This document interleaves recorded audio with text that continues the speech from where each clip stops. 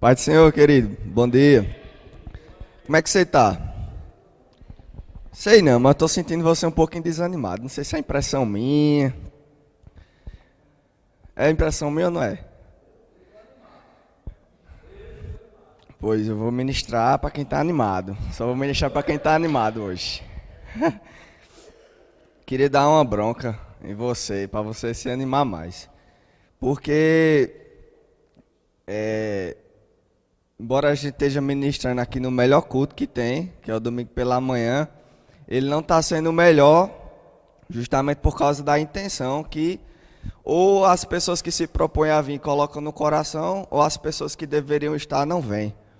Mas eu quero dizer para você que existe uma satisfação muito maior no meu coração, às vezes, de ministrar para um grupo familiar, quando tem uma ou duas pessoas que estão inteiras. Então eu quero dizer para você, se você se acostumou com esse marasmo de vir à igreja e voltar, como uma atitude que você tem como uma religião muito forte no seu coração, eu quero dizer que você não vai passar desse nível, até que a sua intenção de coração ela seja modificada novamente para aprender. Enquanto não houver desejo pela palavra, querida, a palavra vai ser lançada e vai cair em terras que não frutificam, vai? Solo rochoso, solo espinhoso. Então, o ministro vai continuar pregando até o Senhor voltar, mas cabe a você decidir crescer ou não. Ou senão, queridos, essa palavra ela não será eficaz na tua vida. Então, queira ajustar o seu coração para receber do Senhor, para receber da palavra. Não ache que não existe mais nada para ser acrescentado. E diante do tema que nós temos proposto, compartilhe daquilo que você tem, eu divido daquilo que você tem. Eu não sei se casaria melhor com o que temos aqui hoje. Porque eu quero falar sobre duas igrejas, dois tipos de igreja. A igreja consumidora versus a igreja doadora. Quero falar sobre esses dois tipos de igreja. E muitas vezes nós já identificamos o tipo de igreja que somos individualmente e coletivamente pelo modo que nos comportamos no culto. Pelo vibrar pela palavra ou não, pelo louvar com o coração ou não. E esse momento já começa a ser percebido, querido, na hora que a gente chega. Entra naquela porta e a forma como nós abraçamos as pessoas que estão nos recepcionando. E vimos e sentamos no nosso lugar, já diz que tipo de igreja nós somos, individualmente e coletivamente. O problema é que estamos vindo à igreja e não estamos com a mínima intenção de abençoar ninguém. Só jogando a responsabilidade no ministro, no louvor e até mesmo no nosso irmão de nos abençoar de alguma forma, mas não temos a mínima intenção de abençoar ninguém. Não temos a mínima intenção de abençoar a igreja com os nossos dízimos, com as nossas ofertas, mas queremos usufruir da água, da luz, da cadeira, de uma boa palavra. Não temos a intenção de abraçar os irmãos, mas queremos uma igreja calorosa, aconchegante, iluminada. Não temos a intenção de levantar as nossas mãos e cantar alto na hora do louvor, mas queremos que o fogo caia. Que alguém faça algo, que alguém ore em línguas alto e o fogo caia. Esperamos que alguém se mova para que o mover nos alcance, como uma rede de energia elétrica.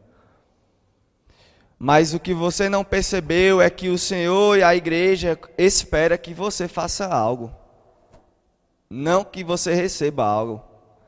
Porque Jesus Cristo diz que melhor coisa é dar do que receber. E essa lei é suprema, é absoluta.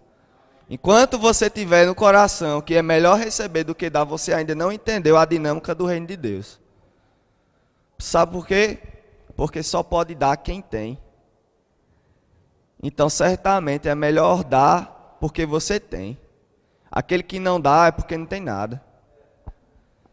Então, a igreja que nós experimentamos no domingo, ela não é nada mais, nada menos do que o reflexo da igreja que somos no nosso dia a dia. Se você não está vendo esse culto cheio, querido, isso é um reflexo da falta de interesse da membresia, não tem outra resposta. E é uma resposta muito óbvia que nós queremos ficar escondendo, colocar panos quentes em cima. Eu não tenho, querido, respeito. Meu pai, ele é o pastor e agora ele deu um conselho. Incentive alguém para estar aqui. Eu respeito esse tipo de orientação, mas eu não tenho a mínima disposição para convidar alguém que já conheça a palavra. Tenho disposição de convidar alguém que está precisando. Mas de estar chalerando o membro para vir escutar a palavra, que é tudo que ele mais precisa, não, querido. Me desculpe. Não tenho. Porque a palavra, queridos, ela desceu do céu por nós. Ela se manifestou em carne. Um ser humano abriu a boca e manifestou a palavra de Deus. Encarnou. Morreu, ressuscitou, nos deu vida. E toda a nossa vida agora depende dessa palavra. Aí eu vou estar chalerando, querido. Venha escutar a palavra. Não. Essa pessoa tem que buscar de todo o coração. É impossível que alguém convença outra alguém que ela precisa da palavra. Eu sinto tristeza no meu coração quando eu vejo os ministros subirem aqui e ficarem tentando convencer as pessoas de que elas precisam ofertar, de que as pessoas precisam congregar. Querido, um ser humano tentando convencer outro ser humano de uma coisa que a palavra já é óbvia. A palavra diz: trazei todos os dízimos à casa do tesouro para que haja mantimento na minha casa. Tem alguma coisa mais clara do que isso, querido? Tem alguma interpretação aqui que a gente precisa fazer? Aí eu vou estar tentando convencer alguém a fazer isso. Não pode. A Bíblia diz em Hebreus capítulo 10, versículo 25, não deixem de congregar como tem sido costume de alguns de vocês. Aí eu vou estar pelejando. Vou não, querido, porque nós somos seres individuais e nós temos livre-arbítrio. E nós somos grandinhos para saber o que é bom para nós. Você pode estar pensando, mas você não tem medo de todo mundo ficar triste com uma palavra como essa, ir para casa e não querer mais vir, não? Eu vou te dizer uma coisa. Se essa igreja acabar, eu creio que não, que nunca vai. Até o Senhor voltar. Mas eu vou dizer uma coisa reveladora. Se essa igreja aqui acabar, a igreja na minha casa ela continua. Você sabia disso? Lá tem pastor. Lá tem membro, lá tem profeta, lá tem ministro de louvor, tem tudo. E na tua casa tem uma igreja também. Você, homem, você é pastor da sua casa. Você é profeta da sua casa. Você, mulher, você é ministra dos seus filhos, do seu lar, cuidadora, tira a oferta. Tem igreja, querido, na tua casa. Você entende? E isso aqui é a perfeita união dos santos. Mas existem duas mentalidades. Uma igreja que é consumidora e a outra igreja que é doadora. E a igreja que ela é consumidora, como é essa igreja? É a igreja que chega e logo avalia o clima, né? A temperatura do ambiente. Se está no verão, temos a igreja consumidora, tem a possibilidade de reclamar do calor. Se está no inverno, a igreja consumidora tem a possibilidade de reclamar do frio. A igreja consumidora é aquela que chega e a segunda coisa que faz é olhar para a perfilação das cadeiras, para ver se está alinhado ou não. Mas não tem a coragem de, se tiver desalinhado, tomar 25 segundos do seu tempo e ajeitar, pelo menos a fila que ela vai sentar, ou até mesmo a própria cadeira. A igreja consumidora é aquela que chega e olha se tem papel no chão. E ai da igreja, se tiver um papel no chão, porque que lugar sujo, né? A igreja consumidora é aquela que reclama se não tem água, se não tem copo, é aquela que reclama se o banheiro está sujo. Igreja consumidora é aquela que Reclamam se o irmão não falou, se o pastor não deu a paz. Igreja consumidora reclama do louvor porque não estava muito bom, porque a bateria estava alta, ou porque essa pessoa não sabe cantar muito bem. A igreja consumidora chia da palavra, porque não foi a palavra que eu queria ouvir. Igreja consumidora reclama do comportamento pastoral, porque não faz uma visita na minha casa. A igreja consumidora acha ruim até a roupa do ministro, porque não está engomada não, na pontinha.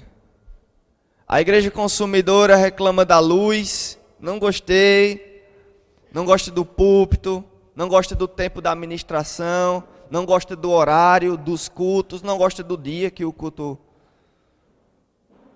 acontece. Eu sei que não é aqui, não é ninguém daqui, é lá de Brasília, São Paulo. Ninguém aqui reclama de nada. Na igreja consumidora, ela não gosta das cores da parede, não gosta da localização das salas. A igreja consumidora reclama até mesmo de um cheiro de churrasco. A igreja consumidora não pensa no outro, só pensa em si mesmo. E esse tipo de comportamento vai destruir quem nós somos coletivamente. Mas eu vou dizer uma coisa para você que está determinado a cumprir e seguir a palavra e viver a sua vida em fraternidade, em comunhão com seus irmãos, dignamente e verdadeiramente. A igreja consumidora, o membro consumidor, talvez consiga até destruir boa parte da harmonia de quem somos coletivamente, mas ela nunca vai destruir a verdadeira comunhão e intimidade que temos uns com os outros.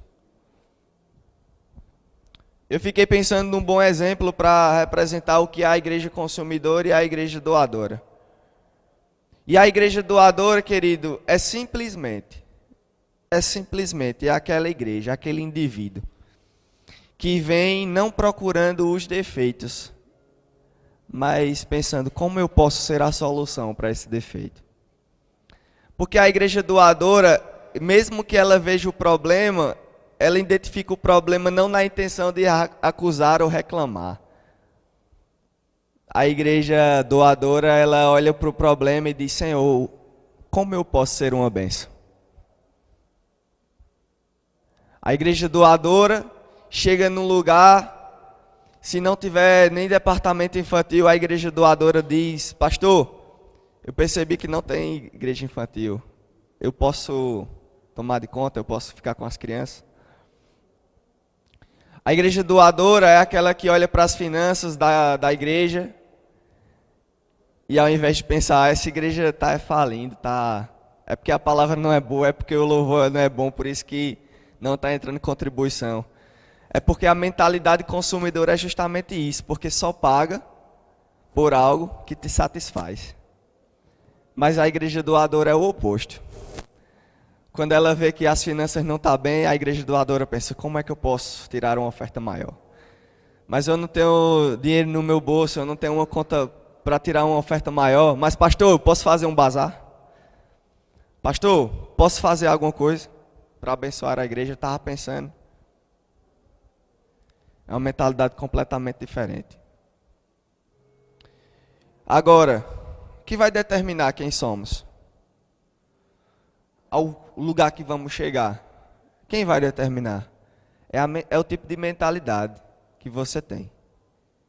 Se você é uma pessoa doadora, generosa, se você é uma pessoa mesquinha, egoísta, que só quer receber. Deixa eu te dizer uma revelação. Isso aqui não é um shopping center. Num shopping center, você pode reclamar do piso, das vitrines, do clima, de tudo. Num cinema, você pode reclamar do filme, do som, do conforto. Por quê? Porque você está pagando para receber um serviço. Mas na igreja ninguém paga para receber serviço, não. Nós prestamos um serviço aqui. E enquanto não curarmos esse câncer da mentalidade consumidora, nunca vamos progredir como igreja, como família, como cristãos. Não, nunca, nunca. vai ficar parado do mesmo jeito, sempre. Mas a boa nova é que o Senhor nos ama e Ele espera sempre que nós cresçamos. Entende? Eu fiquei pensando numa analogia de um casamento. Um casamento não é um serviço, né? Todo mundo sabe, né?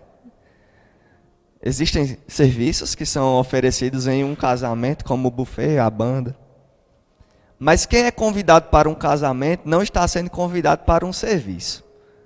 Não sei se você sabia disso, mas você não está indo lá para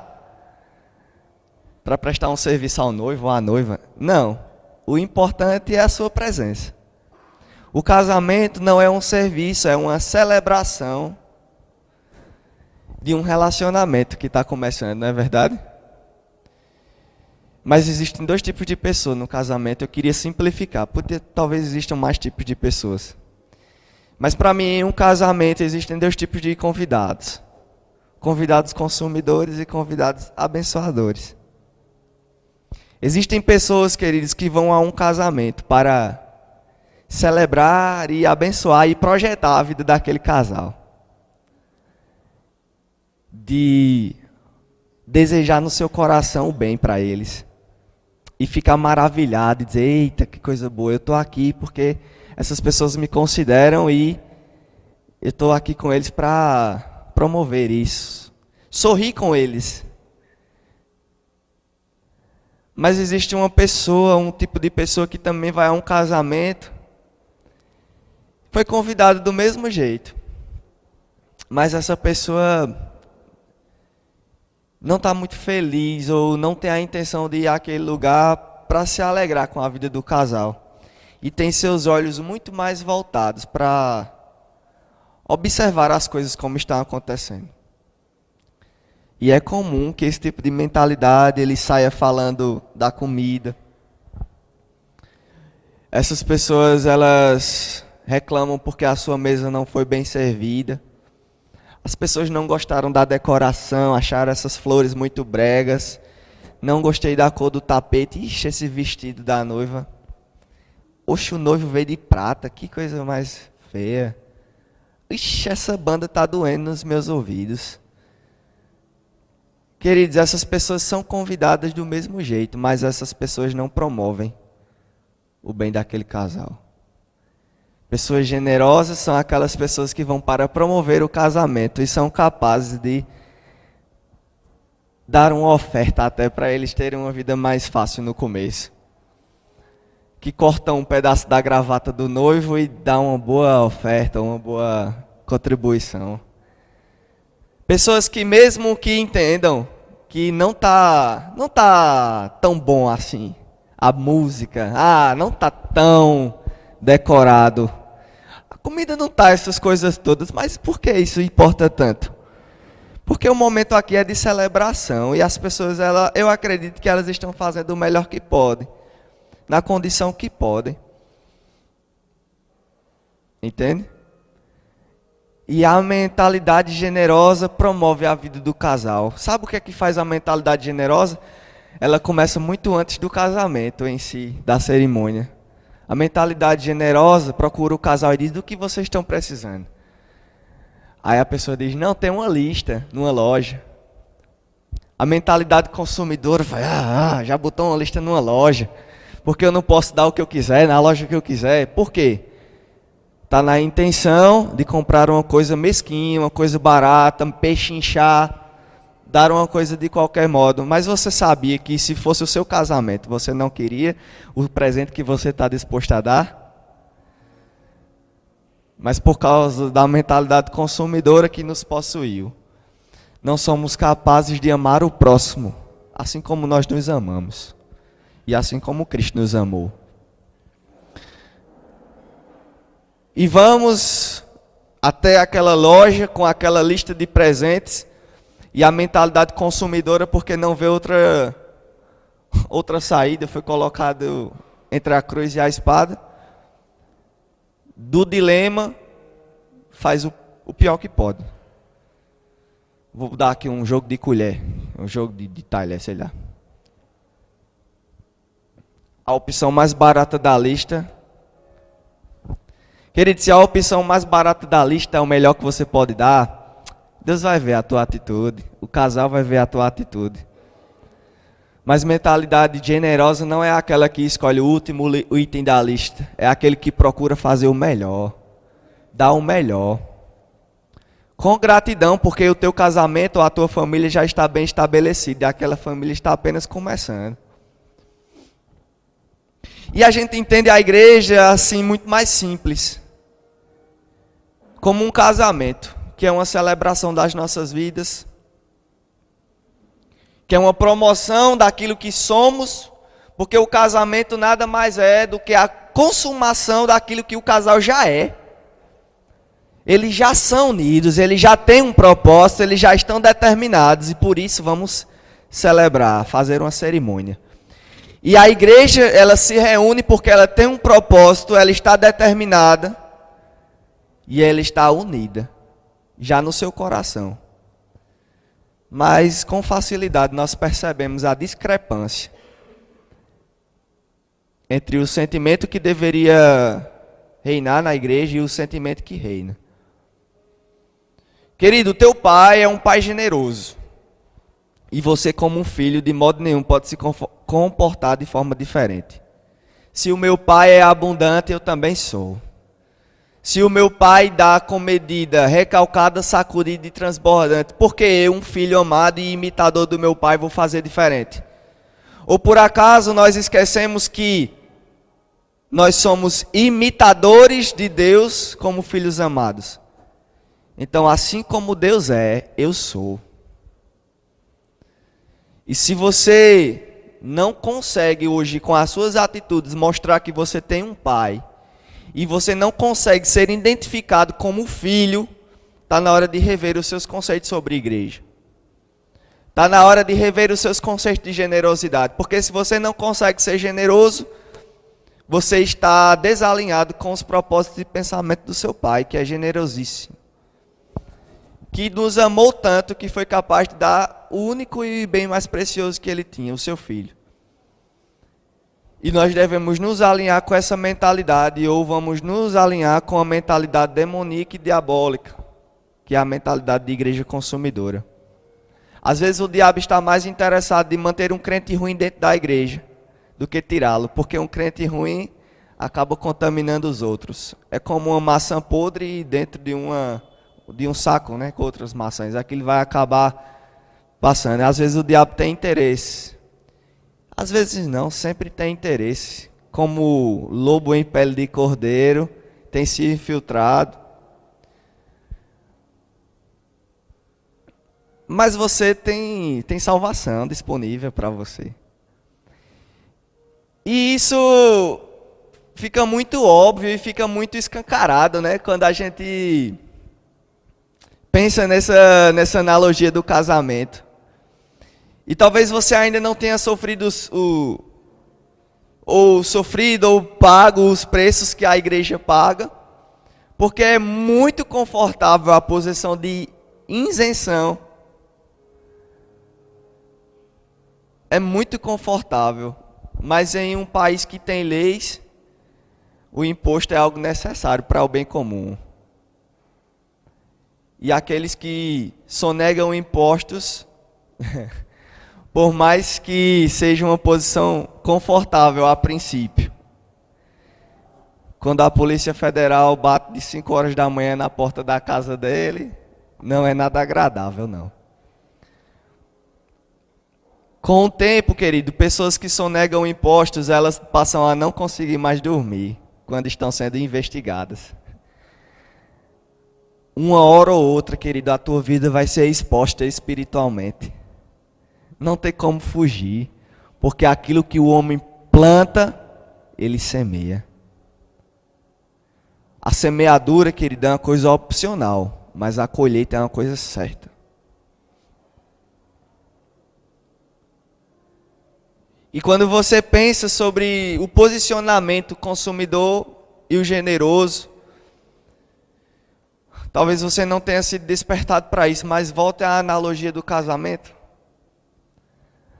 Agora suponha que é o seu casamento. Que tipo de convidado você quer? Embora você tenha que chamar todos, né? Família, sem distinção. Mas que tipo de convidado você queria no seu casamento? Um convidado com a mentalidade de igreja generosa ou um convidado com a mentalidade de igreja consumidora? Você queria alguém que fosse só para reclamar das coisas que você com tanto carinho projetou, que planejou? Ou você queria uma pessoa generosa, que independente das coisas como estão, vai sempre ter uma palavra de ânimo, de conforto, e não vai fazer questão de abençoar a tua vida, financeiramente, emocionalmente? Que tipo de convidado você queria ter? Às vezes você ainda não entendeu igreja porque você não se colocou na posição de quem faz a igreja. Se coloque um dia na pele do pastor. Se coloque um dia na pele do louvor, na pele do ministro, na pele dos que servem, querido. Se coloque um dia. Que tipo de membro você queria? Se fosse a sua igreja. E a confusão que fazemos é justamente essa, porque não consideramos que a igreja é nossa. É a igreja do pastor. Mas, querido, é o pastor e os que servem com ele, que o ajudam.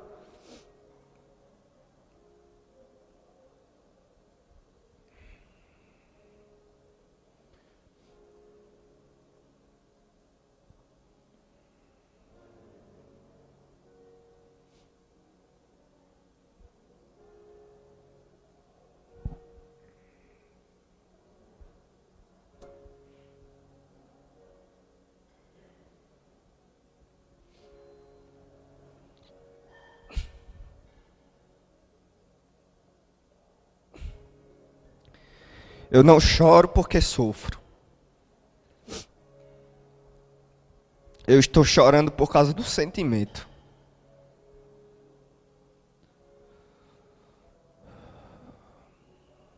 A falta do sentimento de pessoas doadoras. Não estou chorando porque faço parte dessa igreja e trabalho. Não estou chorando por isso. Estou chorando pela igreja, num todo. Mas a igreja que eu tenho para pregar é essa. Eu estou falando para vocês sobre isso. Eu não tenho um canal que alcança o mundo. Nem muito menos tenho a intenção disso. Estou pregando para você.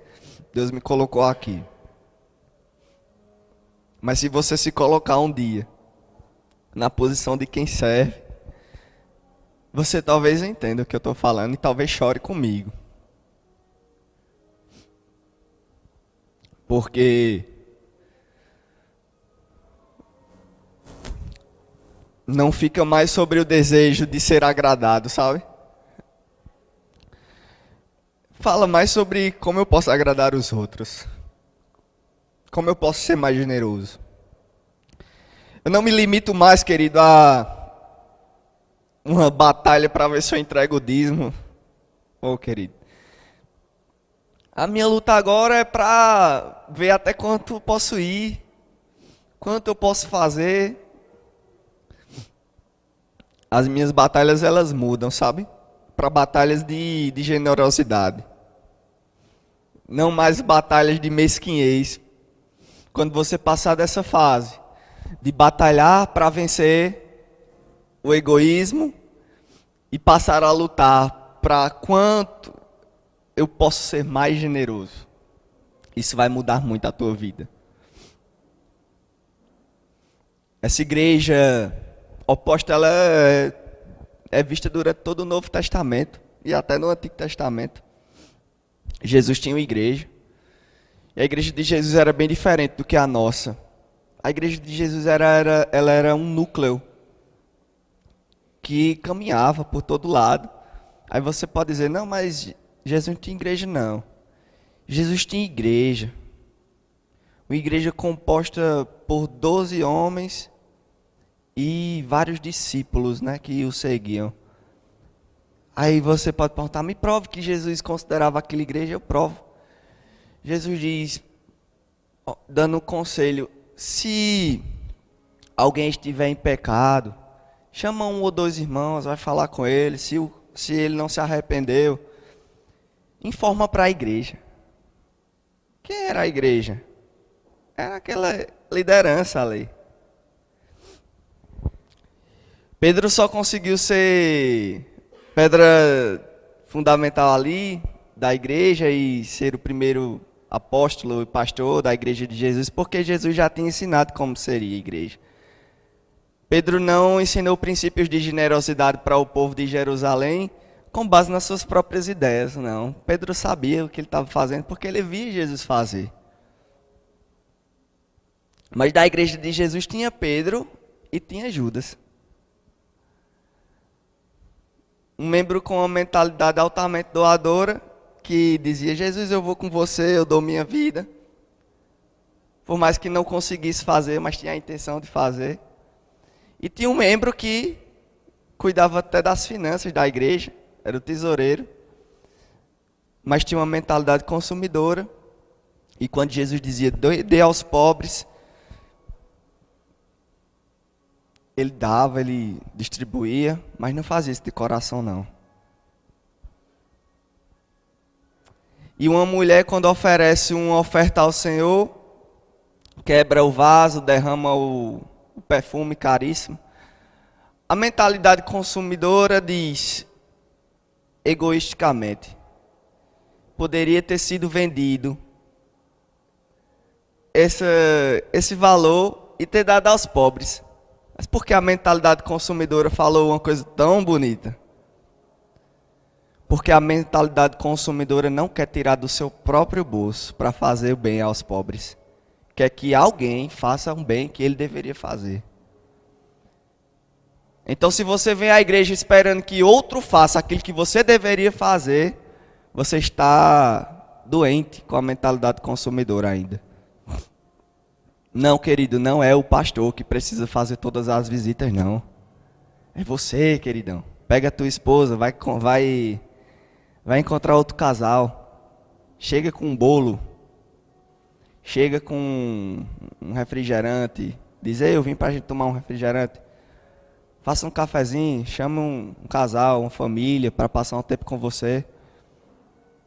Não, querido, não deixe que o pastor se vire sozinho para tentar fazer tudo, não.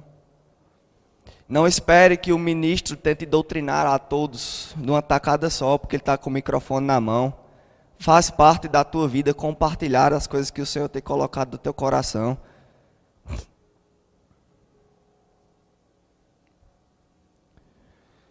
Depois em Jerusalém se estabeleceu uma igreja, pastoreada por Pedro, que depois foi passada para Tiago, o irmão de Jesus, o pastoreio. E nessa igreja também tinha dois tipos de membros, membros doadores e membros consumidores. Nessa igreja tinha Barnabé. Barnabé é conhecido por ser aquele que era o incentivador, o próprio nome dele significa isso, o incentivador, o generoso, o doador. Mas nessa mesma igreja tinha Ananias e Safira, que só queriam fazer algo em troca de serem vistos sobre aquilo que faziam. Mentalidade consumidora. Não, eu só venho se o pastor tiver. E tem que ser o pastor presidente. Não, pastor Lucílio é mais ou menos. Se ele me chamar para lavar aqui, não. Agora se o pastor presidente me chamar, eu vou. Parece um exemplo, mas real. Uma situação hipotética real. Por quê? Mentalidade consumidora. Só faço para ser visto. Se não for, não faço. Ganha uma motivação a mais. Mas a tua motivação, querido, não está nisso. A tua motivação em dar, em fazer, não é para que você receba as honras e os méritos por dar e fazer. Mas sim porque você ama o que você faz, ama os seus irmãos. Ananias e Safira estavam complicados naquela igreja próspera. Ou igreja próspera, querido. As pessoas vendiam o que tinham, distribuíam, ninguém tinha falta, e eles estavam na pressão. Porque membro consumidor fica na pressão quando tem muito membro doador. Fica nervoso. Igreja de membro doador bota pressão em mentalidade consumidora. E eles estavam lá, todo mundo dando, e eles com terreno, com casa. A Bíblia diz que eles venderam uma propriedade, não quer dizer que era a única deles, não. Estavam com dificuldade. Porque queriam ser iguais aos outros, mas o coração não era igual ao dos outros. E eles, como você sabe o fim da história, morreram, né? Pela sua própria intenção do coração. Mas deixa eu te dizer uma coisa, querido, você não precisa morrer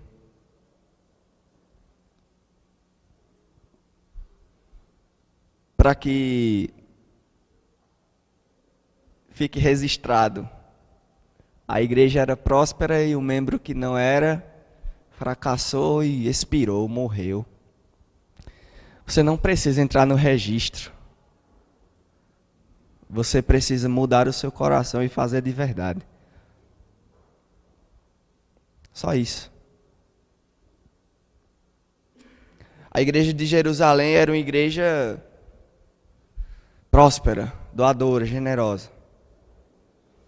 Mas se você ler o livro de Tiago, que era o pastor da igreja de Jerusalém, anos depois, ele diz em uma das passagens da carta, ele diz: por que há entre vós tantas brigas, dissensões, invejas? Por que há entre vós tanto interesse próprio? E eu fico pensando, meu Deus, a igreja era uma bênção, que não suportava nem os que eram consumidores, não suportava esse tipo de membro. E o que aconteceu? Aí nós identificamos um problema. As pessoas, quando lá em Atos, no princípio da igreja em Jerusalém, elas tinham muito latente, forte no seu coração, de que Jesus estava para voltar a qualquer segundo. E aí foi que elas conseguiram se desprender. Um sentimento correto, sabia? Se Jesus vai voltar, para que me serve essa casa? Para que me serve? Vamos todo mundo viver bem até ele voltar. Só que aí que está o segredo. No tempo que passou, 10 anos, 20, 30 anos e nada, aí os membros começaram a dizer: eu acho que não é agora não. E o próprio Paulo diz: ei, vocês não fiquem atemorizados como se o anticristo já fosse se manifestar, ou o arrebatamento já fosse acontecer agora, não. Porque só acontece quando o anticristo se manifestar. Que o povo vivia muito agoniado lá em Tessalônica por causa disso. E o que aconteceu com Jerusalém? O pessoal do nível de expectativa em Cristo foi esfriando, esfriando, esfriando. Ao ponto que a inveja tomou conta. Por que será que a inveja tomou conta? Porque talvez o membro dizia: pô, mesmo, eu dei um terreno para que ele construa uma casa, agora não quer mais nem ajudar ninguém. Ou um queria de volta as coisas que eram suas, a confusão tomou de conta. Por quê? Porque a expectativa no Senhor diminuiu. Era a mesma igreja, os mesmos membros. O que aconteceu? Seus olhos mudaram.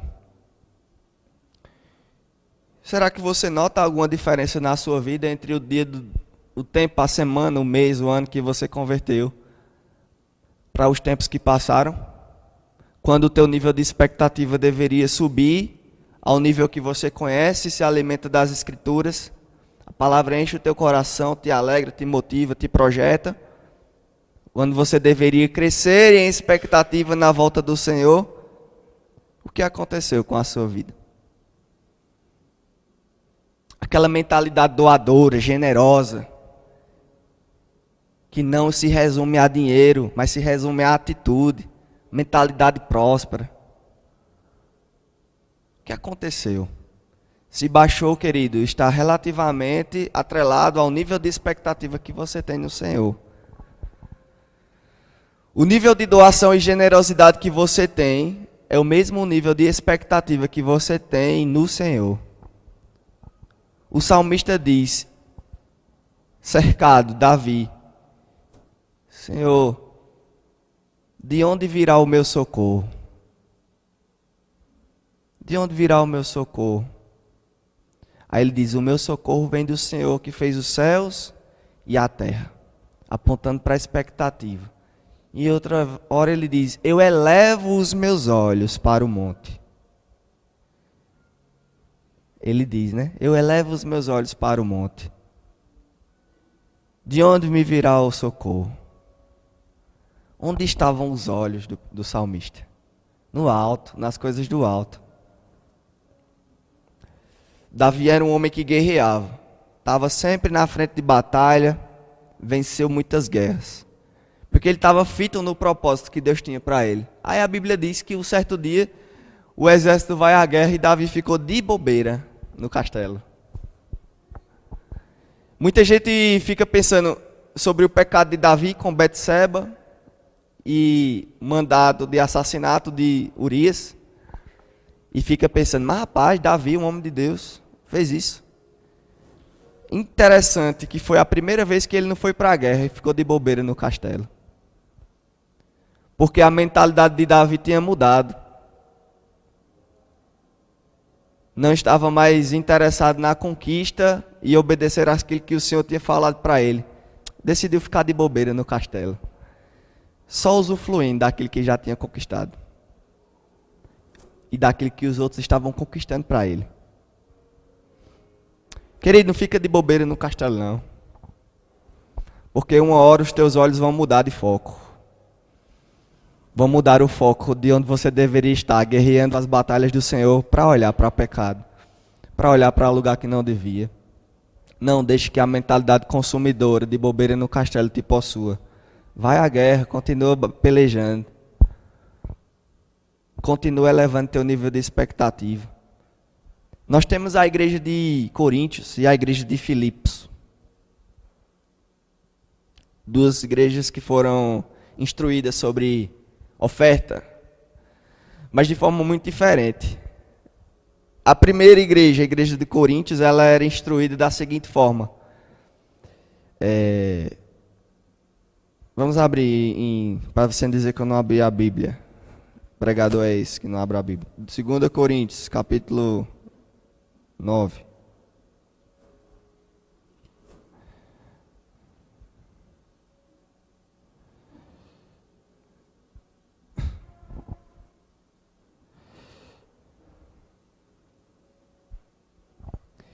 Veja mesmo, capítulo 9, de versículo 5.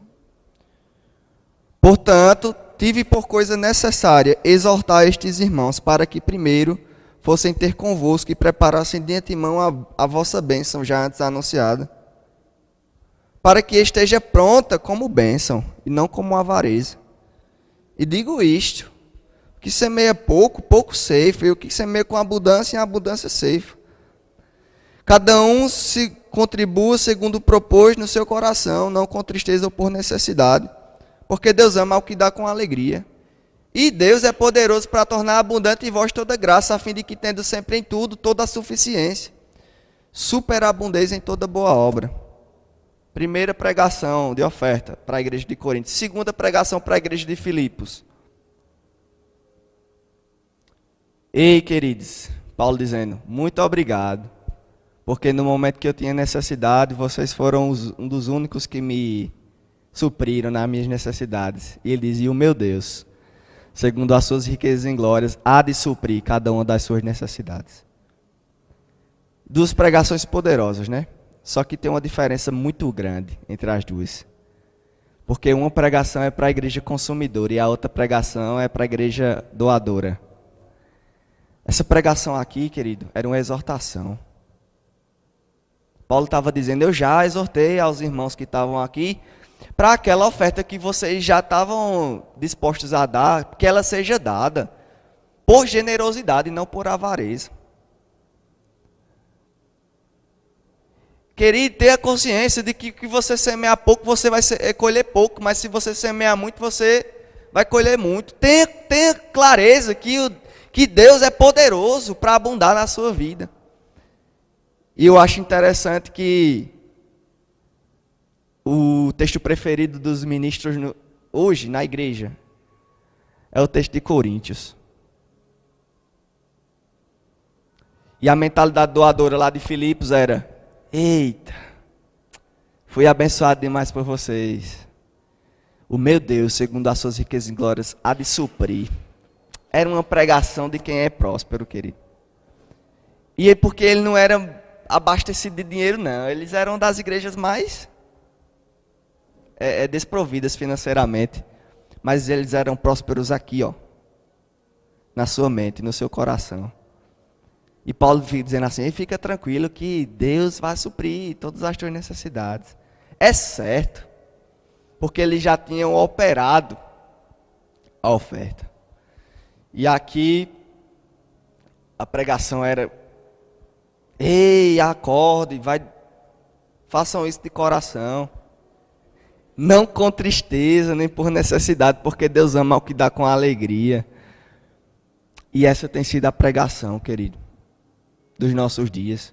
Dê para que você receba. Dê sem tristeza, não dê por necessidade. A pregação para a igreja não é essa, querido. A pregação para a igreja é: ei, Deus já há de suprir todas as tuas necessidades, porque eu já estou suprido. Entendeu? Temos vários e vários exemplos nas Escrituras. Mas eu já queria encerrar isso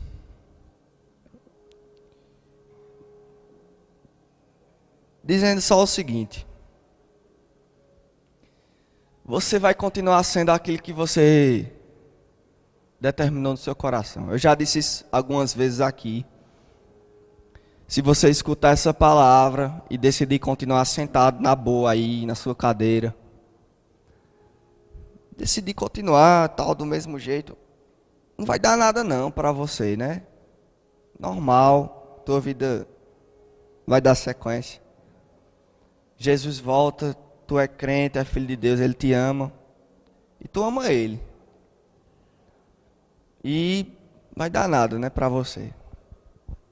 Agora, se você quiser realmente ser um filho real, um filho do reino, efetivo, operante, praticante, aí você não pode simplesmente continuar do mesmo jeito que está, não.